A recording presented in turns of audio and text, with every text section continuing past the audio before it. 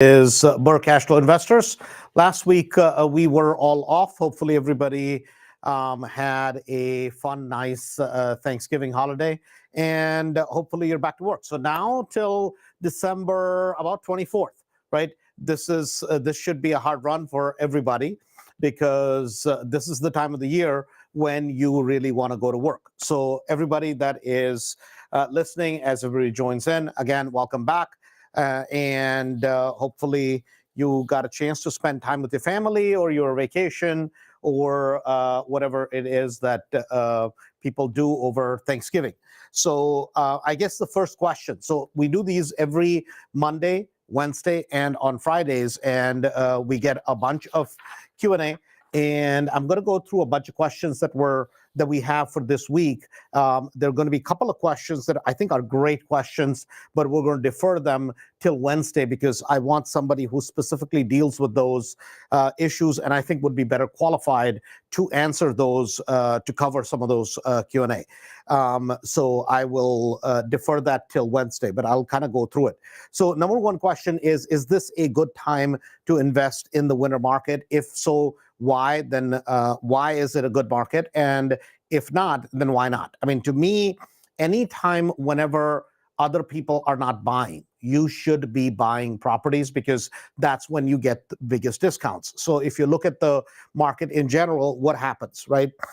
When we look at the Chicago market starts generally in a normal market somewhere around February 15th is where the market starts. February, end of February, March, obviously it kicks off. April, May, June, July, August. Pretty much after July, August, the market starts slowing down a little bit. Now, last couple of years were a little bit different. The market was just hot throughout the year, but generally that is going to be the trend. And I don't think you should start and stop. You should buy throughout as long as the prices make sense, but especially in winter. Because think about this, real estate runs on a 90-day cycle and flips run on a 6-month cycle. So what does that mean? What that means is that if I start looking, and I'm brand spanking new, let's just say in real estate today, you're probably not going to find a property in the next 2 weeks, 3 weeks. It's going to take maybe 3-4 weeks, a month, or whatever. So then whatever I do today, the results I'm going to see in the next 30 to 60 days. And when am I going to have the best pricing? The best pricing is always going to be in kind of October, November, December, January, February, because that's when people start getting depressed. If you look at the weather outside, right? It's getting cold. Maybe you had a little bit of snow. This is the perfect time to double down and buy whenever nobody else is looking.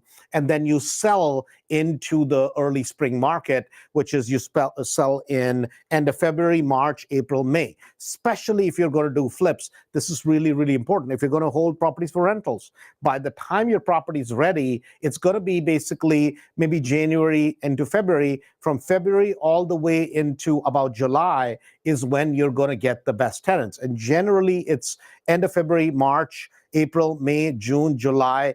That's the months that you want all your leases to start. Why? Because you'll get a lot more qualified people, well-qualified people during that time. And schools are off, people with kids. Those are the times when people move. So you don't want leases ending in end of October. Generally, you want the lease to go through. Even if we generally do minimum of 2-year leases, if not a 3-year lease. But even if you have to do, let's just say, a 19-month lease, you're better off ending in 19 months or going 30 months or whatever, so that you fall between end of February. So March, April, May, June, July is when generally you want the lease to end. And the time to buy is now, because think about when most people that are going to get into real estate, amateurs, get into business. Most amateurs get into business around March. So why does that happen? So what happens is people set their goals in January, end of December. Oh my God, I'm going to do something different next year. And we all do that, maybe in terms of health, maybe in terms of, financially, maybe in terms of family, different ways. Yet in January, oh my God, it's just too cold right now for me to go look at houses, right? It's not comfortable, it's snowing, it's icy, all the stuff you get in a cold weather type of climate, right? So that is a great time as far as I'm concerned, because why? Not as many people are looking, more banks, more sellers are going to dump properties in the winter, and they'll dump it at better prices. So the total number of sales is less in winter, but the investor sales should be the most in winter as you buying.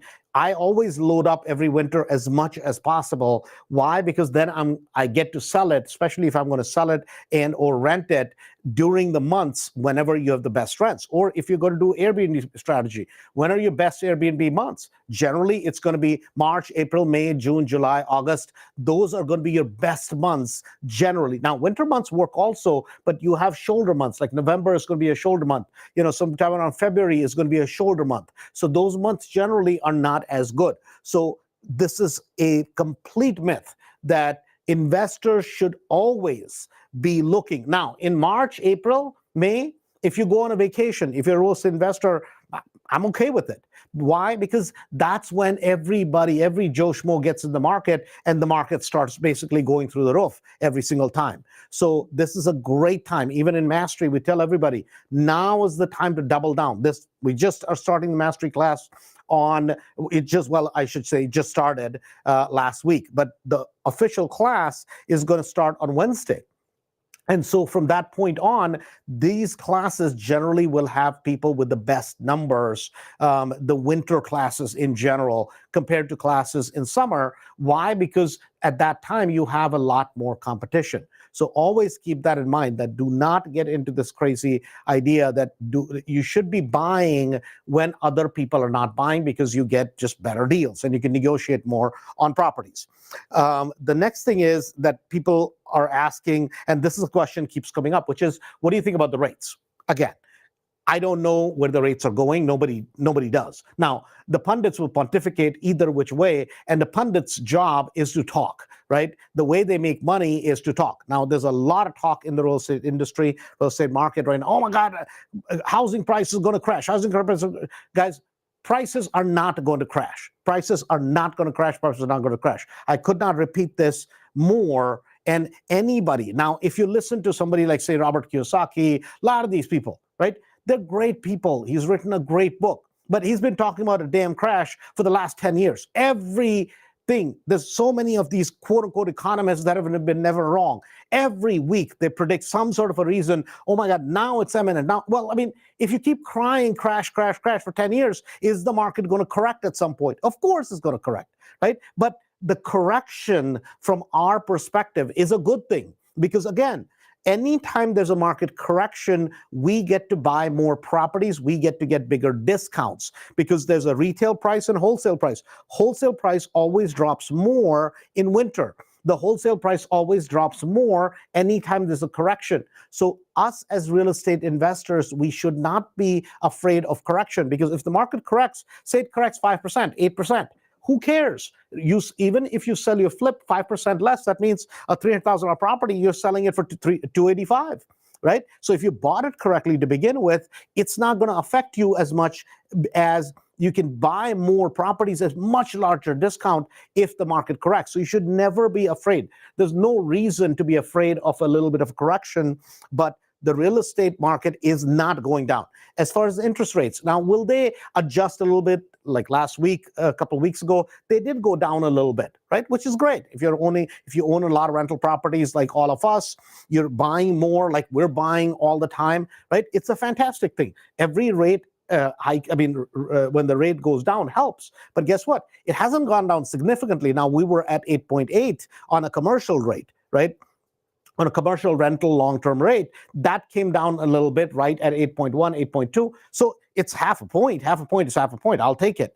But is it drastically different? Is it going from where it is down to 5? I don't believe so. I think it's going to be at least 2-3 years. Now, if something drastically changes, right, which we cannot predict, if it's a drastic event, maybe the interest rates will come down. But the demand is so high right now, right? In general, there's lack of properties that are available and there's too many buyers. So if the interest rate does come down, a lot of buyers will suddenly start buying again. So from that perspective, because there is a shortage of supply, that's where the biggest problem is. So it's not going to affect you at all, right? It is not going to affect you. I know some people are, but Andrew, with these interest rates, it's harder to find as big a margins. Guys, I'm buying more in the last year when the interest rates have gone up. I bought more properties than I did even the year before, right? So it's not like you can't find the deals. There's tons of them out there. The question is, do you know how to look?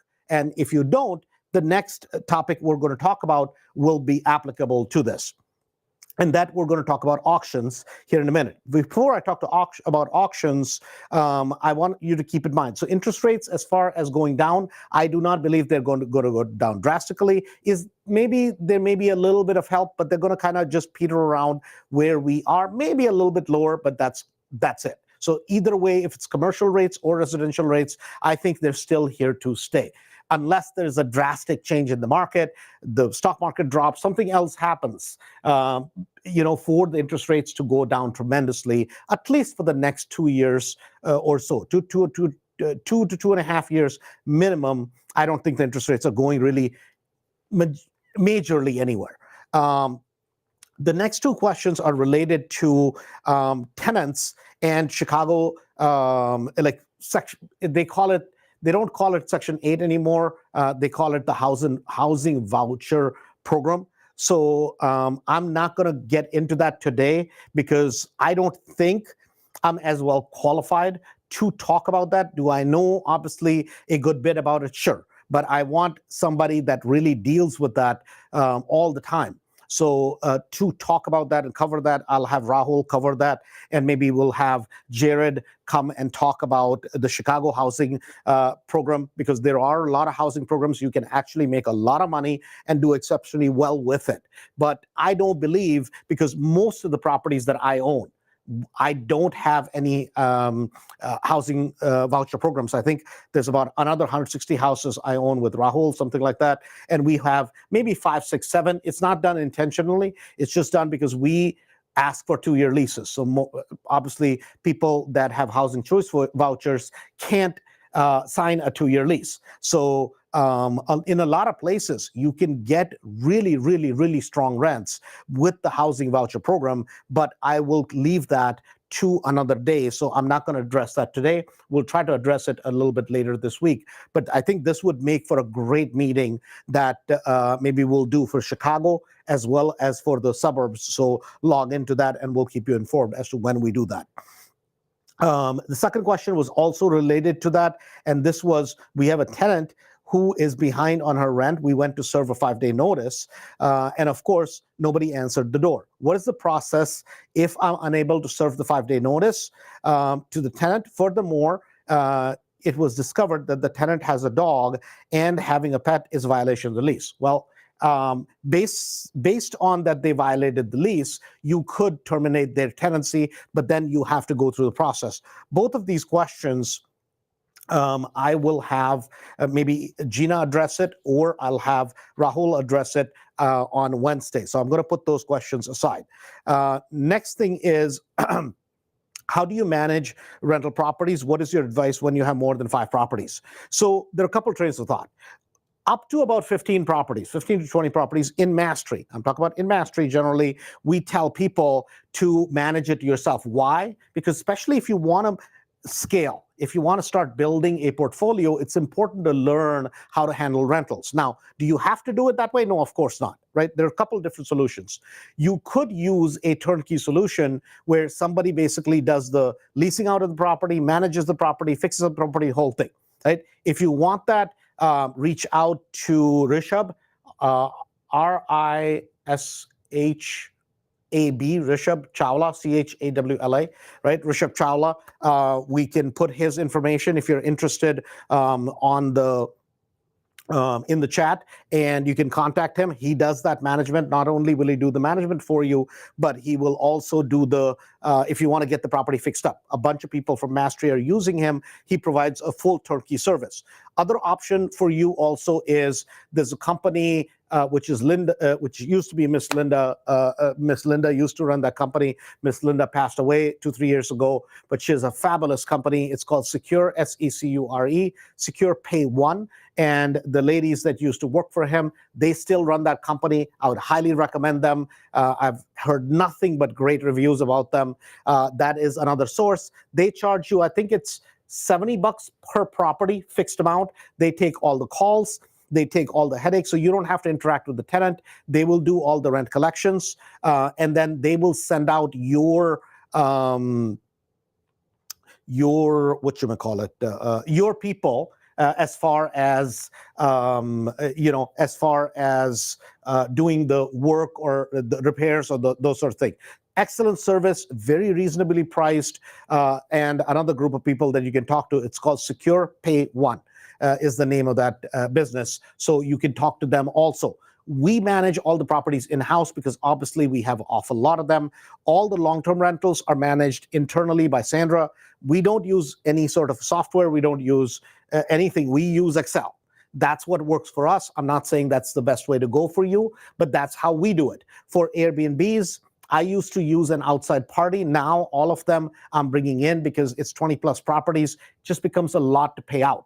Another good service that if you want a full kind of full-on service, there's a couple people out of Mastery that do that. Also, again, those are also that information. Also, I will have Lori post that in the next live meeting. So I'll post Rishabh's information. I'll post Secure Pay One's, and we'll post for you who can help you manage for Airbnbs if you want turnkey management, meaning not only the getting it furnished, getting it completely ready to go, and running the calendar and the whole bit. Or you can also use a company, it's called Red Awning. Red Awning, so Michael Stossel from Mastery, he uses Red Awning. They charge 10%, I believe, is what they charge. I think that's a very reasonable rate that they charge for basically running the calendar. He seems to be very, very happy with them. And then he uses Turno for managing, for the cleanings and those kind of things. So that's another route that you can go. I'm doing it in-house because I think over time, it will make much more sense for me to do it in-house just because of the amount of properties that I have, even for Airbnbs. So that's kind of how we manage that. But so you have 2 or 3 different options in terms of managing properties. The next question was about auctions. Auctions was something that we were not talking a whole lot about in the past couple of years. Now we're heavily talking about that actually right after here in a couple minutes, right after we get done with this call. I'm supposed to do a recording for the Cook County auctions, sheriff sales auctions. So if you're not paying attention to that, that is something you should be paying attention to. And a couple of people asked the question that if they want to buy properties at auctions, how should they go about it? So whenever you think about auctions, right, you got to think about auctions in 2 different categories. Number 1 category is going to be sheriff sales or trustee sales. That's the number 1 category of auctions. And the second category of auctions is going to be the auctions that are online auctions. My suggestion to you would be is start with online auctions. Those are the easier ones. Those are the ones that you have the least that can go wrong with them. Some of those, so the websites for that are going to be auction.com, Xome, Xome, Hubzu, and RealtyBid. Those are going to be the bigger websites generally for those types of auctions. There's another website, it's called HUDHomestore.gov. Again, that's HUDHomestore.gov, not org, not com, .gov. That is the official website for buying properties that are HUD properties. So I would focus on the online properties first because those are going to be easier for you to buy. If you're from Platinum Mastery and if you can buy properties at sheriff sale, that's very, very different. Those are very technical. So the question that this person was asking is, I want to bid on properties online, to talk about online auctions, and they were kind of getting those confused with the sheriff sales. So the sheriff sales are the properties, or sheriff sales or trustee sales. Every county holds these auctions once a week generally. Cook County does it 5 days a week, right? And every single day, there are 4 to 5 auctions every single day in Cook County just because there's so many properties. Other counties like DuPage County, I believe, does it once a week nowadays or twice a week. Kane County, McHenry County, each county holds it a certain day. If you want to know when those properties are coming up, you can go on to auction.com, and then put in their live auctions, and it'll give you a list of those. You can also go to and just do a search on Google, Cook County auctions, sheriff sales, Lake County sheriff sales, whatever, and it'll give you a list of the properties that are coming up. Anybody can go to those auctions, observe the process. I would highly encourage you, do not bid on those auctions. Please, for God's sake, do not bid on them, because you need to know, number one, you need all cash. You need all cash. So at the time of the auction, you're going to need 10 to 15% that you're going to have to put up. And then the rest of the cash you need within 24 hours. So the second part of it, the most dangerous part of the auctions, is not that you have to buy the property sight unseen, meaning you can only look at the outside of the property. You can't go in the property in those auctions. That's not the scary part. For new people, that's the most scary part. Oh my God, the property's occupied. Oh my God, I haven't seen the inside. That's actually not a big deal. Buying a house, not seeing the inside, we do it all the time. I'm not recommending this for you, but we do it all the time.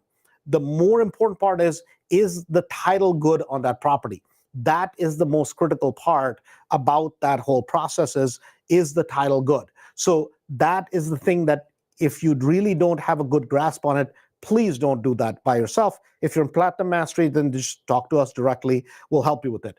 But the question was with online auctions. If you're basically bidding on the online auctions, understand that these properties are two types of properties. Number one, they're properties that are bank owned. In 99% of cases, they're going to be all bank owned properties, and the bank is auctioning the property off. And a lot of times they'll say, hey, the opening bid on the property is $40,000, right? The reserve bid is $160. Right? So just because the reserve bid is $160, you don't have to pay $160 for the property. And the reason this person is asking that question is that they just basically got suckered into buying a property at $190. Now, I know the property that they were bidding on. This is a property in Chicago, actually a nice part of Chicago, but they're overpaying on that property by almost $40,000, according to me. That's just my opinion, right? But I know the property. I bid on the property about 5 or 6 times, went to auction, that they basically kept saying sold, and then it would go back on again. The reason why I'm saying the price that it is, number one, that property is occupied. So I hope this person had already talked to the people that are living there, and they are tenants. They're willing to, and they were paying rent till about 4 or 5 months ago. I don't know if they're going to start again paying rent or not if you buy the property, but I believe that this person got talked into paying too much for the property. The property is legitimately worth, according to me, about $320 to $330. If you're buying for $190, I think you're going to have a problem getting the tenants out. That's just my opinion. But more power to you if you can get them out. But their question was, well, how's it fair that the property is occupied? Well, I'm like, I don't know how it's fair, but it says a lot of times on the website whether the property is occupied or not. And sometimes it'll be accurate, sometimes it's not accurate. They can say property is vacant, it may be occupied, or it may be occupied and it may end up being vacant. So you have to go verify. This person apparently, obviously did not go and verify, and now basically they're, excuse me, they're afraid that they're going to lose their earnest money. So I don't know what to say. I mean, because this question is being asked after the fact, but their biggest issue was, is there any other problem you see on this particular property? Because I know what property that is. They're giving you title insurance, so you don't have anything to worry about. As long as you can get the tenants out, get the property fixed, you can do a fix and flip on that property all day long. As long as you manage to keep the fix and flip somewhere around $40,000, you're going to be fine. Right? You can actually make a pretty decent profit on this particular property, because if you get the tenants out, get the rehab done, put the property back on the market in end of February, March, you will get a pretty good profit. You'll make at least $50,000. I think you'll make about 60, 65 if you know what you're doing. I'm assuming that you can get the rehab done for that amount of money, because that was my estimate. But I would have paid about 150 for the property, I would not have paid 190. I think at 190, in my opinion, you're overpaying for the property. But their biggest challenge now is that because the property is occupied, now they're not able to get a loan on that particular property because the appraiser can't go in there, right? So now there are ways around it, right? And if you want a loan on it, we can help you with that. So we have a loan that we use for Mastery for that specific type of property. And contact Jesse Arnaz at National RE Funding. That's nationalrefunding.com. And he will be able to assist you with that particular property. And the great part about it is that title insurance comes with the property, so you have nothing to be worried about. You're good on title. As long as you know how to get the property fixed, and as long as you know how to get the tenants out, you will be perfectly fine. So their question was, can they do anything about it because the property is occupied? They did not know. Well, when you're bidding on a property at auction, you are supposed to do the research. You're supposed to do the homework. And if you don't, it's buyer beware, right? You're going to basically get stuck. Or in this case, they've already sent them the earnest money. So is it possible they can lose their earnest money? Yes, that is possible that they can lose their earnest money if they haven't done their homework. So I hope that helps. Next time before you bid, please, at least reach out with questions. We're happy to address those questions and help you with that. Don't just blindly go ahead and bid. And because they thought, oh my God, they can't get the property less than the reserve, and that's why they ended up bidding 190. I just got a property where the reserve was 165. I paid $115,000 for the property. Now, mind you, I was on that property. It's about 28 to 29 times I had been bidding. It would go to auction, go to auction, go to auction. Supposedly somebody else was winning it, which was complete BS, right? So I just got that particular property. So that's something that you have to be aware of and that you have to be careful with in terms of when we talk about these auction properties. So there were two questions that I did not address today, and they were both related to Section 8 and they were related to some tenancy issues. And I'm going to have Rahul address those, Gina address those, because I believe they're better qualified people. Lori, talking about that, we should try to get Jared Cott scheduled for all the Chicago stuff, because he's an expert at dealing with all the different types of the CHA program, which is for Chicago, some of the other unique programs that they have for Chicago. I think he would be a great guest. And I think that would make for a wonderful, wonderful topic regarding this. So I'm going to do that. We'll go ahead and put all the people that I had suggested that you guys can use in terms of property management, Airbnb management, some of those resources. We will put it in the chat for you. So look for it on Wednesday, and they will be all put there, and you can reach out to them, and these people should help you. Having said that please share this particular, the Facebook group with your friends, with your family, with other people that may be interested in learning, investing in the market, and they want to learn how to invest. That's how the whole community grows. Now we have a couple thousand members and growing. So we appreciate the support. We appreciate you guys logging in. Again, hopefully everybody had a nice, fun Thanksgiving. Let's go to work. We have 25 days from now until December. Until we go into Christmas. So let's go to work. I'm committed to going to work. So I hope you are too. And let the fun begin. And for everybody from Brand New Mastery, welcome. And we're super excited. I know with a bunch of you guys, we'll be meeting this week. We have a fun party for people from Gold and Platinum Mastery with all the lenders. So that should be fun this week. Looking forward to it. Having said that, guys, we'll wrap up for today. Talk to you Wednesday. Please keep sending us your questions, and we will address those on Wednesday. Thanks a bunch, and we'll talk to you on Wednesday, 5:30, same place, and same time. Thanks a bunch, and talk to you soon.